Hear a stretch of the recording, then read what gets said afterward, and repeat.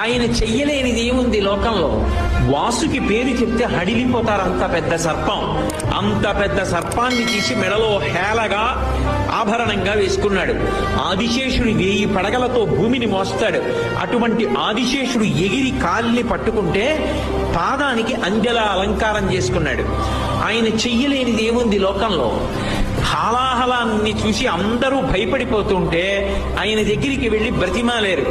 అందరూ హాలాహలం తరువుకొచ్చేస్తోంది, కాల్చేస్తోంది అని భయపడి చని కైలాసము జొచ్చి శంకరుడి వాసద్వారముంజేరి ఈశుని దవ్వారిగులు అడ్డుపడ్డ తలమంచుందొచ్చి కుయ్యో బొర్రో విను మాలింపము చిత్తగింపము దయన్ వీక్షింపమని చంబుజాననము ఖిల్కరి రక్తరక్షణ కళా సంరంభుని శంభుని అంటారు పోతన గారు. వెళ్ళి కైలాసానికి శంకరా నువ్వు తప్ప మమ్మల్ని ఎవరు కాపాడతారు, స్వామి రక్షించన్నారు అనేటప్పటికి బయటికి వచ్చి హాలాహలాన్ని దేవతల కోసం పుచ్చుకున్నాడు.